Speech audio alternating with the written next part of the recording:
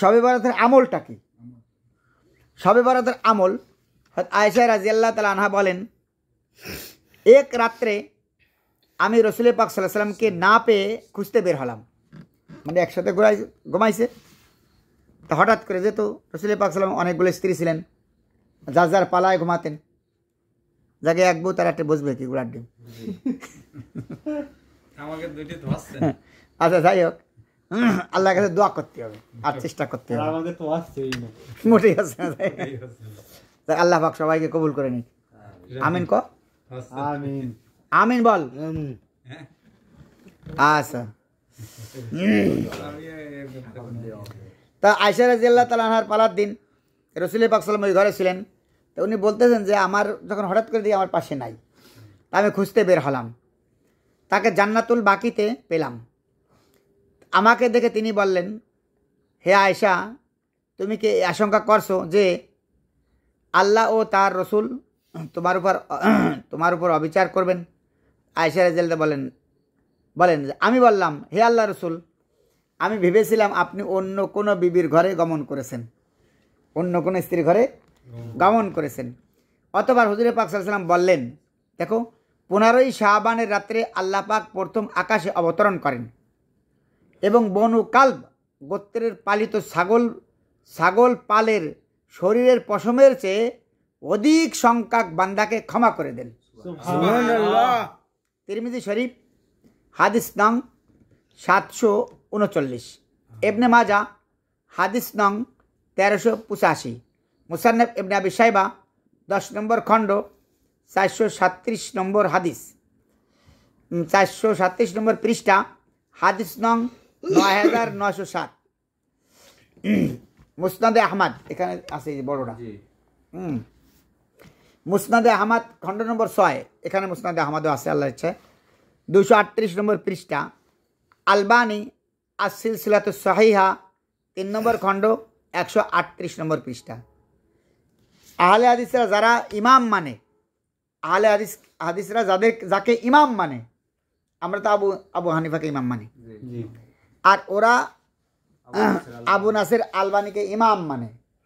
চোখ বন্ধ করে আবু নাসির আলবানি যা কইছে তাই কয়ে দেয় ওরা, আর ওরা বলে যে আমরা মাযহাব মানি না, ওরা আবু নাসির আলবানির মাযহাব মানে। তো সেই তার এই যে সিলসিলাতুস সহিহ আমার কাছে আছে, দেখছি নাই আছে, এই জন্য বারবার এখানে এটা নিয়ে আসছে, কমসে কম তোমরা যে শবে বরাতকে অস্বীকার করো, তোমাদের ইমামই তাদের কিতাবের সহিহ কিতাবের ভিতর নিয়ে এসে যে শবে বরাত সহিহ। তার 1144 নম্বর হাদিস, 1144 নম্বর হাদিস, তাই না? আর সিলসিলাতুস সহিহা 3 নম্বর খণ্ডে আছে। তাহলে এখানে বনু কিলাবের কথা বললো কেন? কারণ তারা বনু কালব, এরা অনেক ছাগল পাগল পালতো, অনেক ছাগল তারা পালতো, হ্যাঁ। আর এই জন্য বলছে সকল বকরির গায়ের পশম অপেক্ষা অধিক পরিমাণ বান্দাকে ক্ষমা করে দেওয়ার কথা বলা হয়েছে, কারণ অগণিত ছাগল, তাই না? অগণিত ছাগল, আর তাহলে কত পশম হবে? অগণিত পশম।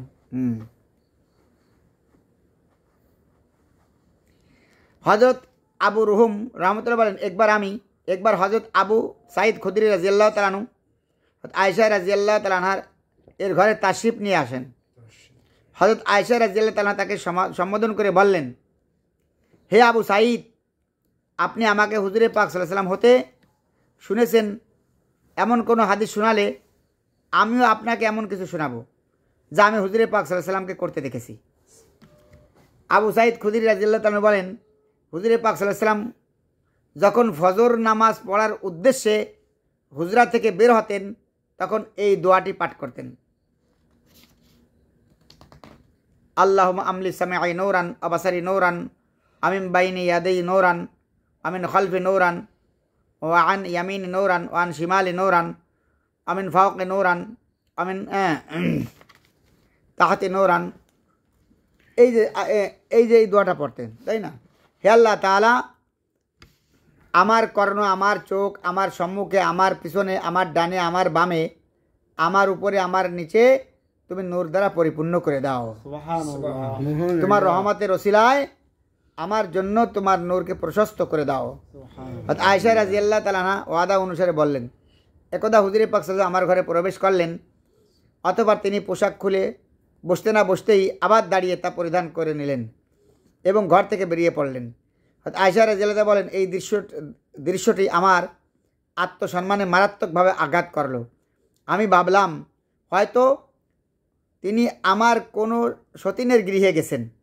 এতে আমিও তাকে অনুসরণ করতে বেরিয়ে পড়লাম। অতঃপর আমি তাকে জান্নাতুল বাকিতে অর্থাৎ বাকিউল গারকাত জান্নাত বাকিতে পেলাম।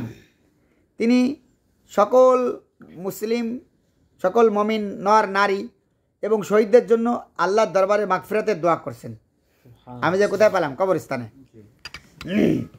আমি অবাক হয়ে মনে মনে বললাম, সুবহান আল্লাহ, আমার মা বাবা কোরবান হোক, আপনি তো আপনার বরকে রবকে নিয়ে ব্যস্ত, আপনি তো আপনার রবকে নিয়ে ব্যস্ত। আশারা জায়গা বলছেন, দেখছেন, আপনি তো আপনার রবকে নিয়ে ব্যস্ত, আর আমি ব্যস্ত দুনিয়া নিয়ে। আমি ব্যস্ত নিজেই করছে মনে মনে, আমি সতীনী ঘরে গেল নাকি দুনিয়া নিয়ে ব্যস্ত। আমি দৌড়ে কি এলাম,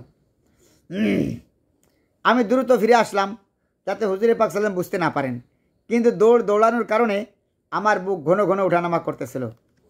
হুজুরে পাক সাল্লাল্লাহু আলাইহি ওয়াসাল্লাম ঘরে প্রবেশ করলেন এবং আমার এই অবস্থা দেখে জিজ্ঞাসা করলেন, আয়েশা, তোমার এত ঘন ঘন শ্বাস পড়ছে কেন?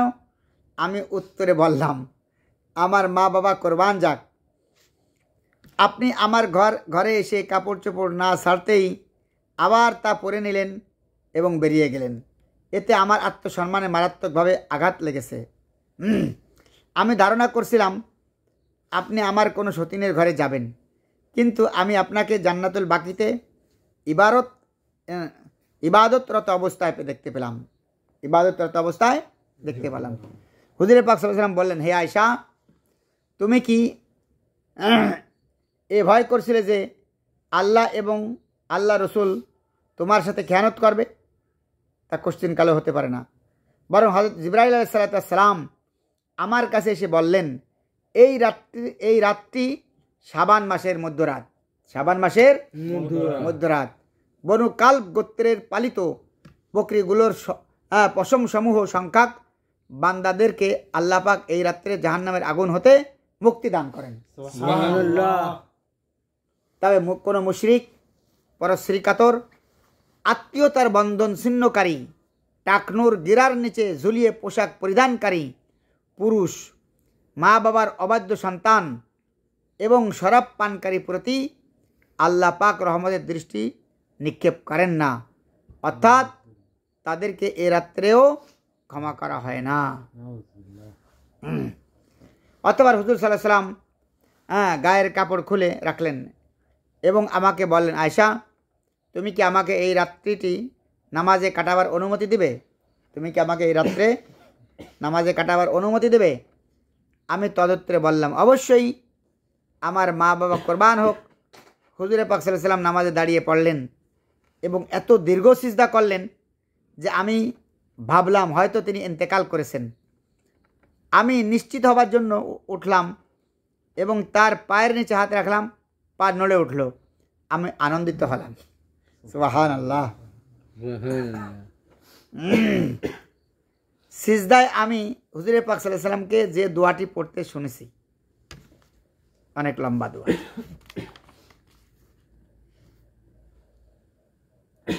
হুজুরে পাক সাল্লাল্লাহু আলাইহি ওয়াসাল্লাম বলেন, পরদিন সকালে আমি এই দোয়াটি হুজুরে পাক সাল্লাল্লাহু আলাইহি ওয়াসাল্লামকে শোনালাম।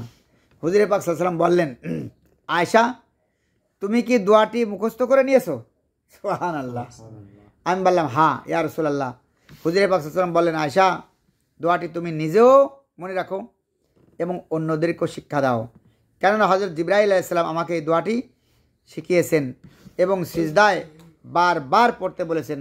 শুআবুল ঈমান 3 নম্বর খণ্ড, পৃষ্ঠা নম্বর 383, 385, আদ-দুররুল মানসুর খণ্ড নম্বর 6, পৃষ্ঠা নম্বর 27, কানজুল উম্মাল খণ্ড নম্বর 12, পৃষ্ঠা নম্বর 115, হাদিস নং 35,184।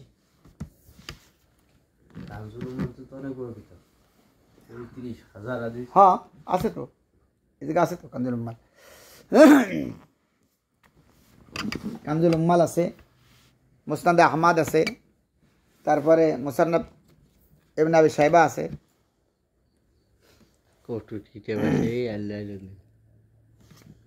তাহলে আমরা কি কিছু বুঝতে পারলাম না ভাই?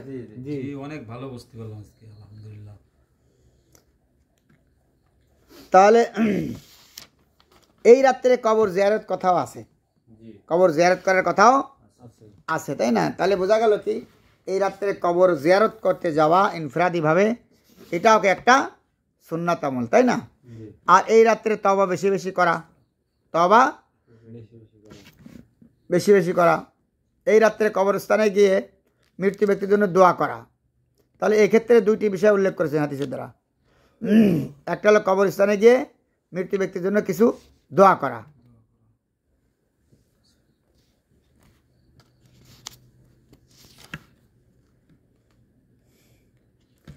তাহলে এই যে 24টা হাদিস পেশ করলাম, তাই না?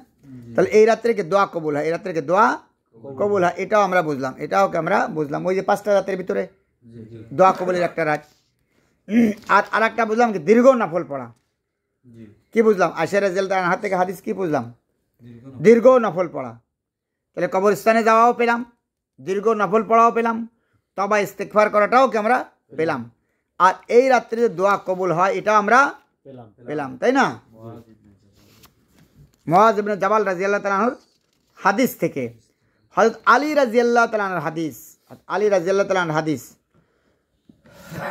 রাসূল আলী রাদিয়াল্লাহু বলেন, রাসূল পাক সাল্লাল্লাহু আলাইহি ওয়াসাল্লাম ইরশাদ করেন, যখন শাবান মাসের 15তম রাত্রে তোমাদের সম্মুখে এসে যায়, শাবান মাসের 15 তারিখ তোমাদের সম্মুখে এসে যায়, তখন তোমরা সে রাত্রে নামাজ পড়ো। কি করো? সে রাত্রে নামাজ পড়ো এবং পরবর্তী দিনটিতে রোজা রাখো, পরবর্তী দিনটিতে রোজা রাখো। কারণ সেদিন সূর্যাস্তের পর আল্লাহ পাক প্রথম আকাশে অবতরণ করেন এবং বান্দাদেরকে ডেকে বলতে থাকেন, আসো কি কোনো ক্ষমা প্রার্থী যাকে আমি ক্ষমা করে দেব, যাকে আমি, আসো কি কোনো রিজিক প্রার্থী যাকে আমি রিজিকের ব্যবস্থা করে দেবো, রিজিকের ব্যবস্থা করে দেবো। আসো কি কোনো বিপদগ্রস্ত যাকে আমি বিপদ থেকে মুক্ত করে দেবো, বিপদ থেকে মুক্ত করে দেবো। এইভাবে সবে সাদিক পর্যন্ত বলতেই থাকেন, আসো কি অমুক বস্তুর প্রার্থী, আসো কি অমুক বস্তুর প্রার্থী, আর আমি যার সকল মনোবাসনা পূর্ণ করে দেব। ইবনে মাজা হাদিস নং 1384, শুআবুল ঈমান খণ্ড নম্বর 3 পৃষ্ঠা নম্বর 378 হাদিস নম্বর 3822 আর 3823। তাহলে আলোচ্য হাদিস দ্বারা দুটি জিনিস প্রমাণিত হলো, শবে বরাতের নফল নামাজ আদায় করা, শবে বরাতে কি করা? নফল নামাজ আদায় করা, আর পরবর্তী দিন রোজা রাখা, পরবর্তী দিন রোজা রাখা। এই হাদিস দ্বারা কাদরা আলী রাদিয়াল্লাহু তাআলা হাদিস। তাহলে রাত্রে ইবাদত করা আর পরবর্তী দিন রোজা রাখা। তাহলে আমরা স্পষ্ট পেয়ে গেলাম এই হাদিসের দ্বারা কি রোজা রাখাও প্রমাণিত হলো, আর কি প্রমাণিত হলো? রাত্রে ইবাদত করাও প্রমাণিত হলো। ঠিক আছে না? রোজা রাখাও প্রমাণিত হলো, রাত্রে ইবাদত করাও কি প্রমাণিত হলো। আর এই হাদিস নিয়ে কিছু লোকের সাংঘাতিক চুলকানি, হাদিস মৌজু, হাদিস জয়ীফ, মানে অনেক কিছু তাদের কথা, যার কারণে আমরা একটু বিস্তারিত আলোচনা করব এই হাদিসের রাবি সম্পর্কে। হাদিসটা কোন পর্যায়ের হাদিস, এই হাদিসের উপর আমল করা যাবে কি যাবে না, ইনশাআল্লাহ তাআলা আমরা অল্প টাইমের ভিতরে এইটা আমরা আলোচনা করে শেষ করব। ঠিক আছে না ইনশাআল্লাহ তাআলা?